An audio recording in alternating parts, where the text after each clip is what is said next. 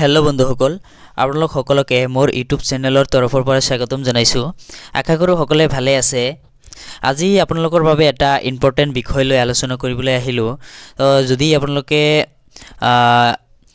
যে এসবিআই ক্লাৰ্কৰ যেটো পোষ্ট মুকলি হৈছিল সেই পোষ্টখিনিৰ বাবে যদি আপোনালোকে এতিয়া আবেদন কৰা নাই তেন্তে 7 জানুৱাৰীৰ অন্তিমটো দিন হয় আপোনালোকে সোনকালে আবেদন কৰি লব তো সেই এসবিআই ক্লাৰ্কৰ যিখিনি নোটিফিকেশন দিছিলে যিখিনি ভ্যাকেন্সি মুকলি কৰিছিলে ষ্টেট বেংক অফ ইণ্ডিয়াৰ তৰফৰ পৰা সেই পোষ্টখিনিৰ বিষয়ে মই আজি আপোনালোকক এটা ভাল তথ্য এটা আলোচনা কৰিবলৈ ওলাইছো তো আপোনালোকে ভিডিওটো শেষলৈকে চাই থাকিব ভিডিওটো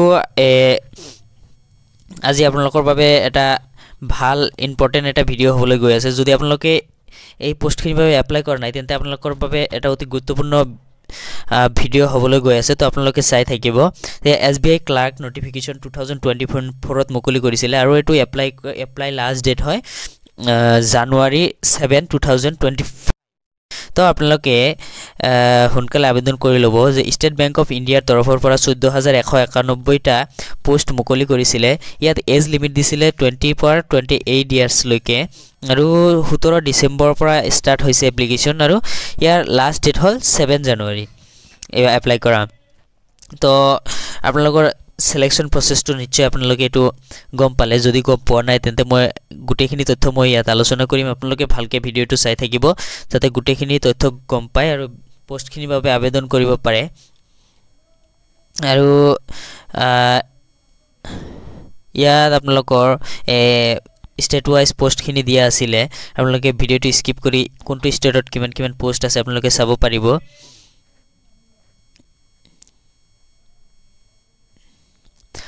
অসমত আছিল 311 টা পোষ্ট আসামত 311 টা পোষ্ট আছিল আসামত আৰু এই পোষ্টখিনিৰ বাবে আপোনালোকৰ আবেদনৰ অন্তিমটো দিন হল 7 জানুৱাৰী সোনকালে আবেদন কৰি লওক আৰু ইয়াত এজ ৰিলেক্সেশন দিয়া আছে এসটিএইচৰ বাবে 5 বছৰ ওবিসিৰ বাবে 3 বছৰ personal with disability PWD bidi বুলি কয় ইয়াৰ বাবে 38 ইয়াৰ্স তাৰ পিছত এসটিএইচি পাৰ্সোনাল উইথ ডিসেবিলিটিজ হলে 43 ওবিসি পাৰ্সোনাল উইথ ডিসেবিলিটিজ হলে 41 এক্স সাৰ্ভিসমেনৰ কাৰণে আৰু 8 বছৰ 3 বছৰ আৰু 8 বছৰ এক্সট্ৰা কে পাব 50 বছৰ বয়সলৈকে এপ্লাই কৰিব পাৰিব আৰু উইডোজ ডিভোৰ্স ওমেন হেতৰ কাৰণে 7 বছৰ 40 বছৰ হেতে 40 বছৰ বয়সলৈকে এপ্লাই আবেদন কৰিব পাৰিব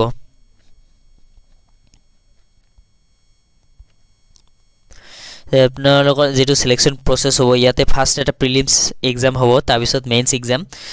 প্ৰিলিমছ এক্সামৰ কাৰণে আপোনালোকৰ যেটো এক্সাম প্যাটাৰ্ন হেতু আপোনালোকৰ 100 মাৰ্কৰ এটা পৰীক্ষা হ'ব ইয়াত ইংলিশ তাৰ পিছত নিউমেৰিকেল এপ্টিটিউড ৰিজনিং এবিলিটি ইয়াৰ পৰা আপোনালোকৰ 100 মাৰ্কৰ এটা মাল্টিপল চইচৰ কোৱেশ্চন পেপাৰ আহিব ইয়াত 1 ঘণ্টা টাইম থাকিব আপোনালোকৰ পৰীক্ষাটো দিয়াৰ বাবে ইয়াৰ পিছত আপোনালোকৰ আহিব মেইনছত আপোনালোকৰ ইখিনি general financial awareness general English quantitative aptitude reasoning ability and computer aptitude ইখিনিৰ পৰা আপোনালোকৰ মেইনছ এক্সামটো হ'ব ইয়াত আপোনালোকৰ বাবে এটা সাবজেক্টৰ পৰা কিমান কোৱেশ্চন আহিব আৰু কিমান মাৰ্কস আহিব সেই গুটেখিনি ইয়াত দিয়া আছে আপোনালোকে ইয়াত চাই লব পাৰিব তো আপোনালোকে যদি এতিয়া এপ্লাই কৰা নাই ভালকে সোনকালে আবেদন কৰি লওক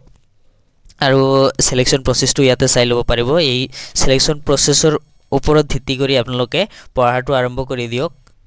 যেটো এবাৰত পৰীক্ষা হতে বেছি দিন নালাগে সোনকালে পৰীক্ষা হ'ব তো আপোনালোকে যদি এতিয়ালৈকে আৰম্ভ কৰা নাই পঢ়াটো আৰম্ভ কৰি দিয়ক আৰু যদি আবেদন কৰা নাই 7 জানুৱাৰী লাষ্ট ডেট হয় আপোনালোকে সোনকালে আবেদন কৰি লওক যদি মোৰ ভিডিওটো ভাল লাগে অনুগ্ৰহ কৰি চেনেলটো সাবস্ক্ৰাইব কৰিব আৰু ভিডিওটো লাইক কমেন্ট আৰু শেয়াৰ কৰিব যাতে আপোনালোকৰ বন্ধু বান্ধৱী সকলোৱে এই পোষ্টখিনিৰ কথা গম পায় আৰু সকলোৱে আবেদন কৰিব পাৰে ধন্যবাদ থাকিল সকলোকে